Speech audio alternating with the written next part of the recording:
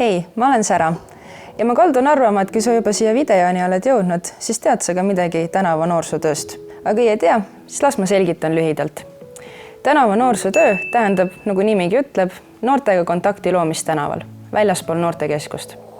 Kindlasti oled tähele pannud, et noored veedavad üsnagi palju aega tänavatel. Mõned tahavad lihtsalt koos olla ja hängida, võib-olla skateparki minna. Aga osade jaoks on tänav lihtsalt ka turvalisem koht. Meie töö noorsootöötajatena on luua nendega usalduslik suhe ja seda ka hoida. Kindlasti peab meeles pidama, et tänav on nende keskkond ja seal kehtivad ka nende reeglid. Aga et see tänavatöö lihtsam oleks, anname teile mõned näpunäited. Tänaval käiakse kindlasti baaris, sest esiteks nii on turvalisem, aga teisalt ka endal lõbusam. Kindlasti pead sa tundma oma baarilist, mis on tema võimed ning kuidas on temal mugav seda tööd teha. Aga samas ei tasu unustada ära enda vajadusi. Kui sa tunned, et täna ei jaksa, ei pea minema. Oluline on, et sa oleksid päriselt kohal ja saaksid noortega kontakti. Enne väljaminekut pange paika ka selle päeva plaan ja põhieesmärk. Kas te tahate kaardistada uusi piirkondi, leida üles vanad tuttavad ja küsida, kuidas neil läheb või hoopis kutsuda uusi noori noortekeskusesse? On mõistlik kanda oma töökoha logoga T-särki, pusa või muud aksessuaari või hoia hoopis taskus mõni visiitkaart. Lisaks on praktikas väga kasuks tulnud tänavatöö seljakott, kuhu paneme kõik hädavajalikku ning ka muud pudipadi sisse. Näiteks visiitkaardid, noortekeskuse flaierid erinevates keeltes, tulevate sündmuste kleepsud, kaardimängud, plaastrid või sidemed ja muidugi enda tarbeks veepudel. Aga kuidas siis üldse kontakti luua? Kõige lihtsam on kas küsida mõni küsimus või teha kompliment, näiteks, sul on äge särk. Samas töötab ka alati seegi, lähme viisakalt juurde ja küsime, kas me võime korra teiega jutustada. Alati peab ütlema ka selle, kes me oleme ja miks me siin oleme, et ei tekiks mingisuguseid imelikke arusaamatusi. Mõnikord aitab ka see, kui leiad mõne teema või valdkonna, mis noort huvitab, näiteks tantsimine või suvel ujumas käimine.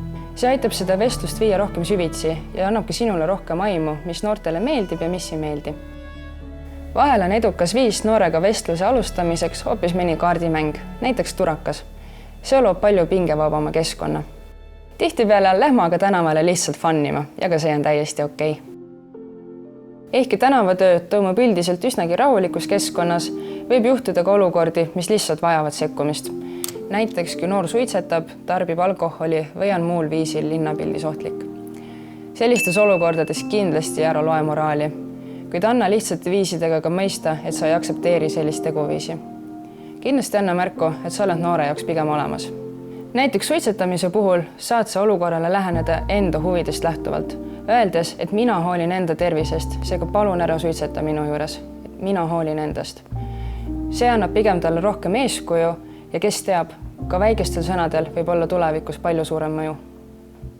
Meenuta, millega sina tegelesid näiteks 15-aastaselt?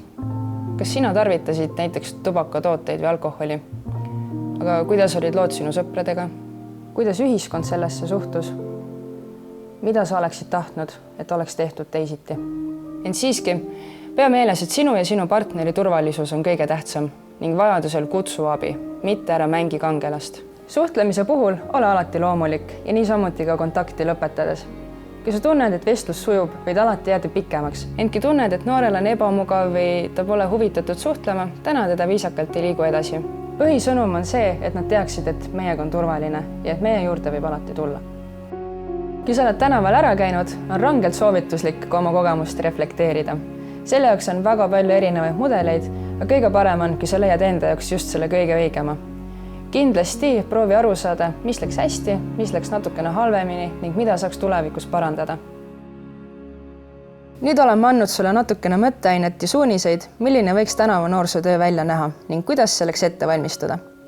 Selleks, et aga tänava noorsootööst rohkem teada saada, leiad lingi meie video alt. Ja mis seal ikka? Katseta ja veel kord katseta. Edu!